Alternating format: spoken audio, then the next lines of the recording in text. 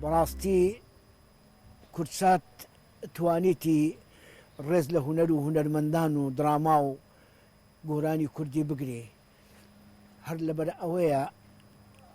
هونەرمەندەکی وچی من دێت لە هەولێرێڕا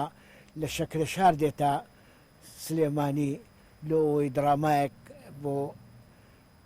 کورسات پێشکەش بکە بە شانازیەوە ئەمە ملکی هەموو تەلەڤیزیۆنەکانین کە خزمەت بە هونەر و ڕەسەنایەتی کوردی بکە و بەڕاستی تەلەڤیزیۆنی کورسات توانیتی بەبێ ئەوەی کە کەس شەهادەی لۆ بدا هەر یعنی شتە جوانەکانی درامایەکانی ڕەمەزانیان گۆرانیەکانیان ئەو شتانە هەمووی سەنجی مەحەکە کە کورسات توانیتی خزمەتی درامای کوردی و هونەری کوردی بکە لۆیە لە ساڵیادی ئەمن پیرۆزبایی لە یەکەم چاوی یەکەیەکەی کارمەندانی ماچەکەم ڕێز و سڵاوم بۆ ئیدارەی تەلەڤیزیۆن هەیە کە بەردەوام بن لۆ ئەوی بتوانین ئەمە ماڵی خۆمان لەوێن دەرێ ببینینەوە و زۆر پێخۆشحاڵم کە هەوڕۆ ساڵیادی ئەو تەلەڤیزیۆنە جوانەیە کە پێی ئەڵێن کورسات. پیرۆزبایەکی گەرم ئاراستەی ئەو کەناڵە جوانەتان دەکەم کەناڵی کورسات کەوا خزمەتێکی بێپایانی هونەرمەند و ڕۆشنبیران و ڕۆشنفکران و هەموو خەرکی کوردستانی کردووە بەو بەرنامە جوان و خۆشانەی کە پێشکەش دەکا لە هەموو بوارەکان بەرنامەی هونەری بەرنامەی سیاسی بەرنامەی ڕۆشنبیری کە هەرجارە لەگەر هونەرمەندێک چاوپێکەوتنتان دەوێ ئەوە شانازیە بۆ ئێمە کە چەند بەرنامەی وا بکرێ و چەند بایەخ بە هونەرمەندان بدرێت هێشتا هەرکەمە و ئەوەش وەفایەکی زۆر گەورەیە بۆ هونەر و هونەرمەندان و ڕۆشنبیران نەکە لە شاری هەولێر و سلێن بەڵکو لە هەر چارپارچەی کوردستاندا هیوادارم کە ئەم بۆنەیە ببێتە هاندەرێک پاڵدەرێک بۆ هەموو برادەران و هەموو خۆشەویستان کە زیاتر و زیاتر بەرهەمەکانی خۆیان پێشکەش بکەن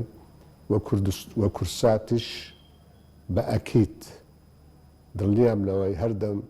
دەرگای لەسەر پشتە بۆ هەموو چینەکان و تایبەتی بۆ هونەرمەندان. کورسات بەڕاستی بە کەناڵی خۆمان دادێنین بە کەناڵی هونەرمەندان دادێنین لەبەرەوەی زۆر لە خەمی هونەرمەندانە زۆر ئاگاداری هونەرمەندانە زۆر شتی هونەرمەندان بڵاو دەکاتەوە سەردانیان دەکات بەسەریان دەکاتەوە شتە جوانەکان بڵاو دەکاتەوە یەک لەوانە مەسەلەن زنجیرە دەرامەی گەردەلول بە هەر سێ بەشی کە هەر بەخۆشی ئینتازی کرد ئەمە زۆر پێی خۆشحاڵ بووین لە کاتی خۆی کە ئەو شتە کراوە لێرەش ئەمن سەڵاو و ڕێزم هەیە بۆ کاکزەلی زەنگەنە کە ئەو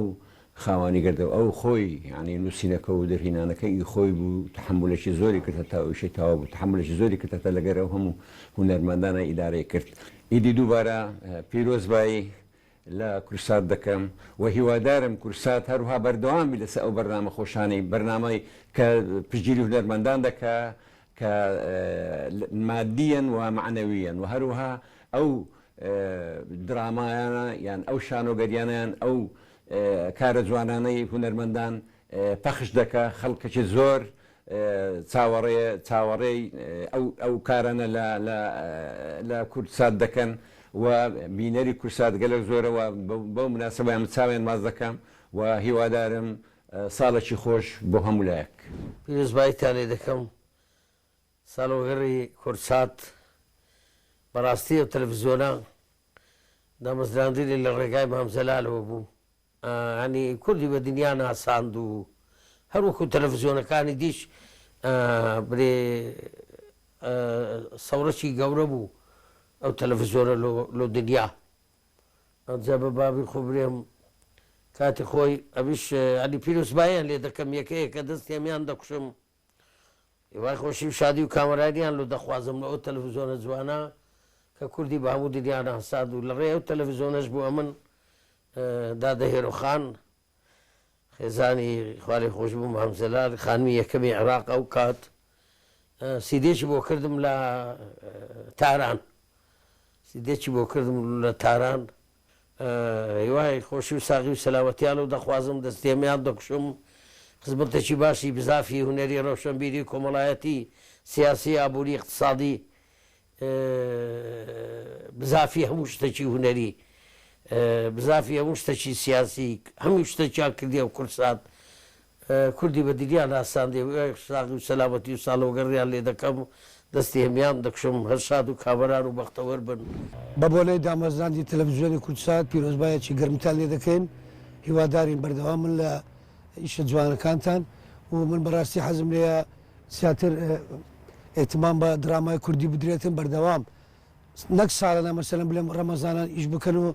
سی حەلقە بۆ ڕەمەزان لە بەردەوام دراماتان هەبیتن و خەڵک وەبی متابعە بکە واز لەو حەلەقاتە ئەنتیکانە بینی کە لە تەلەڤیزیۆن دەبین و کە کۆمەلگای تێک دەدەن هیوادارم ئەو تەلەڤیزیۆنە بەردەوام لە پێشکەوتن دابی و سڵاو ڕێزم لە بۆ هەموو ستافەکانەیە لە بۆ هەموو کارمەندەکانیان چاویان ماز دەکەم و بە بۆنەی سەری ساڵی تازەوە پیرۆزبایەکی گەرم لە برا کریسیانەکان دەکەی مەسیحیەکان هیوادارین هەموو ساڵێکیان بەخۆشی بڕواتن و ئەمەش بەخۆشی بژین کوردستان زۆر خۆشحاڵم ئەوڕۆ لە یادی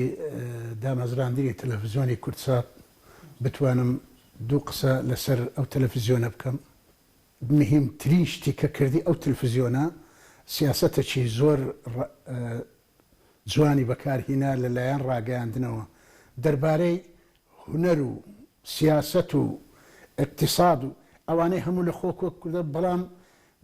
لە هەمووی زیاتر لە هونەرەکەی سەرکەوتوتر بوو لەبەرەوەی ئەمن وا هەز دەکەم نازانم یعنی هەتاکو ئێستا فەرقەکی وەها نابینم کورسات لە بینی هونەرمەندانی شارەکانی کردبی کە هەر کارێکی دەشکا خۆشببختانە هەموو هونەرمەندی شارەکان کۆ دەکاتەوە بە پێی پێویست و بە پێی تواناو ئەوە یعنی شتێکی دڵخۆشکەرە و یەکەم تەلڤیزیۆنی شاهتاکو ئێستا لە هەموو ڕەمەزانەکان لە هەموو بۆنەکان ئەو جێ پەنجەمۆری دیار بووە لە بەرهەمهێنانی دراما لە بەرهەمهێنانی شانۆگەری و لە شتی هونەری زۆر زۆر زۆر زۆر چاک کورسات بەرهەمی هینایە بەڕاستی حتا لەلاهی ئەگەر ئەمە بینە سەر بەرنامەکانی کە پێشکەشی دەکا بەرنامەکانی زۆر جیاوازە لەگە تەلڤیزیۆنەکانی تر تەمەشا دەکەی یعنی حقیقەتەن جێپەنجەیان دیارە هونەرمەندێک دەستیتن زۆر بەڕێزەوە بە خێراتنی دەکەن و زۆر بەڕێزەوە میێوانداری دەکەن و یعنی ئەوەی لە ئیمکانیاندا هەبیتن یارمەتی دەکەن و یارمەتی هونەرمەندان دەدەن و یعنی ئەو ئەمن بەڕێی من وەک هونەرمەندێک ئەو درامایانەی کە دەشکرێت لە بۆ ڕەمەزانان ئەوەشان هەر یارمەتیەکە لە بۆ هونەرمەندان یعنی بەڵام غێر مباشرە بە عینی کاتیش تەلڤیزیۆنەکە دەبوژێتەوە و بەرنامەی جوان جوان و بەرنامەی پخت پێشکەش دەکات بەڕاستی ئەگەر ئەمن بێت و دانیشم لێرەکانە باسی کورسات بکەم و باسی بەرنامەی کورسات بکەم و پێشکەوتو و بەرنامە جوانەکانیان و یعنی زۆر دەخایێنی ئەوەندە دەتوانم بڵێم هیوام سەرکەوتنیانە دەستخۆشیان لێ دەکەم بەردەوام بن لەسەر ئەو ئیشەی کە دەیکەن یعنی ئەمن لەوە لە هەمووش پێم خۆشتر ئەوەیە کە سیاسەتەکی محاید بەکاردێنن یعنی شارتیاتی و شتی ئەو شتانەی زۆر کەم پێوە دیارە ئەوەیان یەکە لە شتە هەرە دیارەکان و گرنگەکانی کەوا زۆر تێدا سەرکەوتونە هیوادارم سەرکەوتوو بن و زیاتر برەو بە هونەری خۆمان بدەن هونەری میلی کوردی قەت لەگەڵ ئەو ڕەئیەی نیمە ئەمە دەستخۆشیان لێ دەکەم وەلەو زۆر کەم بەرنامەکە مسلسلەکانی ئەجنەبی درامایەکان ئەوان تەرجمەی ژێرنووسی کوردی دەکەن بەڵام دیسانەکە هەر ئەگەر دەکرێت پارەی ئەو ژێرنووس و پارەی ئەو شت و ئەوانە خرکەنەوە شتی خۆماڵی بەرهەم بێنێ پێم خۆشترە و زیاتر سەرکەوتوتر دەبن و خەڵکانێک ئێستا ئەمە ئەوڕۆ کۆمەلگەی کوردواری بەڕاستی خەریکە لە ناو دەچی لە کولتور لە بواری کولتور و هونەر و ئەوە زۆر لە ناو دەچی لە بەرەو ئەو مسلسلە تورکیانە بەڕاستی ئینهیاری بە کۆمەلگەی کوردی کرد ئەوجا ئەگەر بڕێک بە خۆمان نەکەوین ئەمە هونەرمەندان بەڕاستی تێدەچین بەس دەستخۆشی لە کوردستان دەکەم دووبارە کوردستان تیڤ دەکەم ئەوان لەو بوارەی وە سەرکەوتو بوون هێشتانەکە تەسمیلی ئەو واقعی نەبووینە ئیشاڵە تەسمیلیش نابن و هەسەرکەوتو دەبن و هیوام ئەوەیە کە دائیمەن لە پێش هەموو تەلەڤیزیۆنەکان یەکەم بن و هەموو ساڵێک هەر لە خۆشیدا بن و هەر پێشکەوتو بن بە بۆنەی ساڵ ڕۆژی دامەزراندنی کەناڵی کورسات پیرۆزباییتان لێ دەکەم پیرۆزبایی لە هەموو برادەران دەکەم هەر شاد بن هەر لە خۆشیدا بن بەڵێ کورسات یەکێکە لە ئەو کەناڵانەی کە زۆر پێشکەوتووە یەکێکە لەو کەناڵە دیارانەی کە لە ناو کورد دیارە بەڕاستی جێدەستی دیارە شتەکانی جوان و ڕێکوپێکە شتەکانی بە دڵی خەڵکە بەڵام یەک پێشنیارم هەیە مدەی کلیپات کە کلیپ دادەبەزی کەمە بڕک زیادی بکەن لە ئەوی زیاتر کلیپەکان دابەزی زیاتر هونەرمەندان خۆیان لیانە و کەناڵی کورسات ببینەوە زیاتر کلیپەکان بە دیارکەوی خەڵک ببینیت دووبارە بە بۆنەی ساڵڕۆژی دامەزرانی کورسات بە خێراتتان دەکەم زۆر بەخێربێن سەر و سەد ساڵ لەیەکێکەوە کورسات پێدەنێتە 22هەمین ساڵی دامەزراندنی بەم بۆنەوە پیرۆزبایی لە هەموو کارمەندان و لە هەموو ئەو تێکۆشەران دەکەم کە لە پشت کورساتن لە سروی هەمویانەوە خانمی یەکەمی عێراق هێرۆخان و هەروەها زۆر سوپاسی بێپایانی هەمیشە زیندوو سەرۆک مامجلال دەکەم کە زۆر بەباشی پشتیوانی لە کورسات کرد کورسات یەکێکە لەو کەناڵانەی کە لە یەکێتی نیشتیمانی نزیکە